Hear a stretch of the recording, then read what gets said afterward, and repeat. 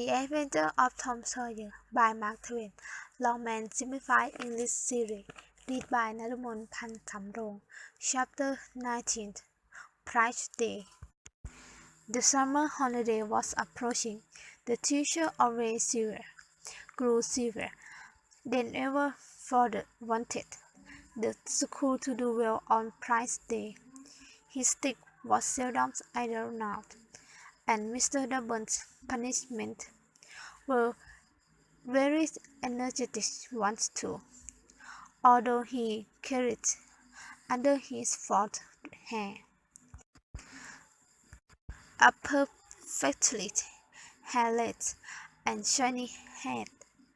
He had only reached middle age and showed no sign for weakness.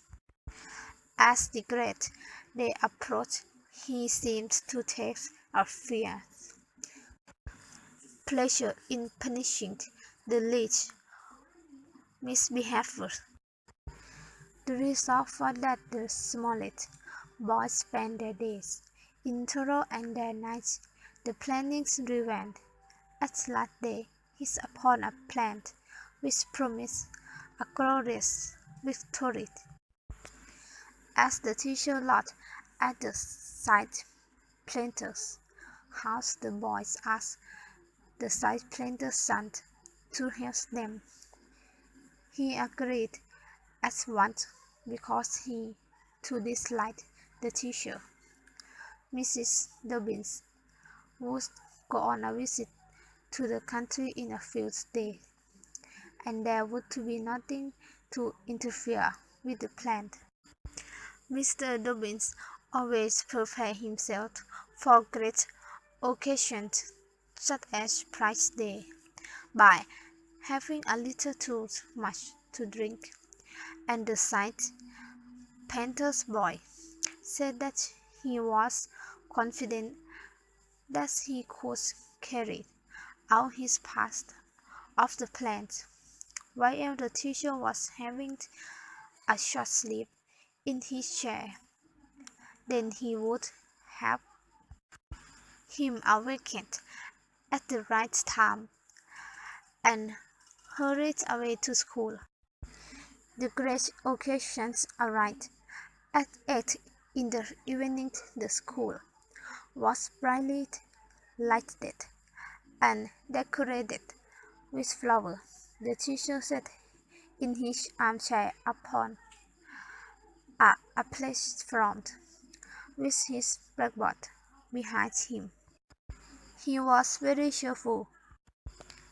In front of him were rows of chairs occupied by most important people of the town and by the parents of the pupils. To his left was another platform upon which were seated the scholars who were to take part in the exercise of the evening. The rest of the schoolrooms was filled with the other pupils. The exercise began. A very little boy stood up the typically decided, "You scarcely expect one of my age to speak in public on the stage," etc., accompanying himself with the painful accent and stiff motion which a machine might have made, supposing that machine to be a trifle out of order. Tom Sawyer stepped forward with vain confidence and rushed into the "Give me liberty, or give me death" speech with white fury, and broke down in the middle of it. The teacher frowned, and his complete the disaster.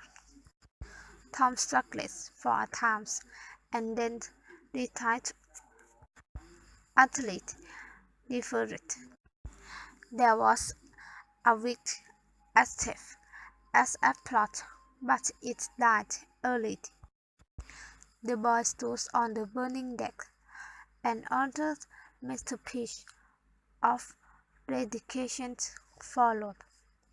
Then there were reading exercise and a spelling fight. The small Latin class decided with credit.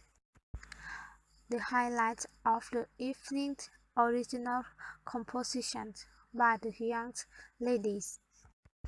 Now camped, each in her turn step forward to the edge of the platform, clear her throat, held up her paper, which was tied with pretty ribbons, and proceeded to read with special attention to expressions and punctuation. The first prize was won by a black-eyed, black-haired young lady with a mournful expression. Her composition on a vision was considered the finest effort of the evening, and the mayors of the village.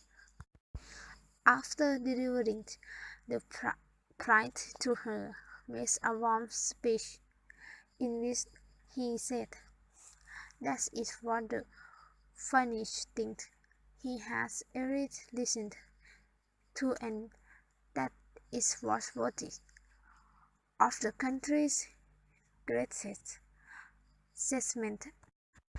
Now the teacher put his chair aside, turned his back to the audience, and began to draw a map of America on the blackboard, upon which to exercise the geography class. But he did it very badly because his head was unsteady. A loud laugh ran round the room. He knew that was wrong and set himself to right it. He roughed out lines and remade them, but the laughter grew louder, and with good reason.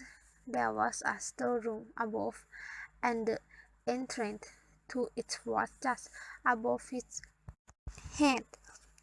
Down to his openings came a cat, hanging from a string tied round her body.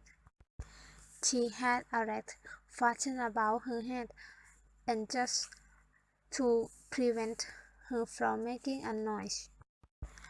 As she slowly descended, she curved upward and seized the string with her claws, then swung downwards and claws at the air.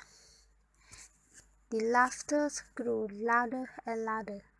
The cat was within 6 inches of the teacher's hand. Down, down, a little lower, and she seized his flesh hair with her disappeared cloud, held it, and was snatched up into the storeroom in an instant with her prize still in her possession.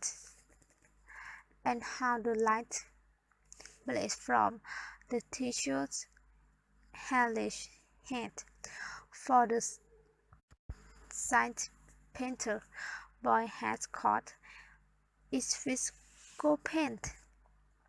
Thus broke up the meeting. The boy had their revenge.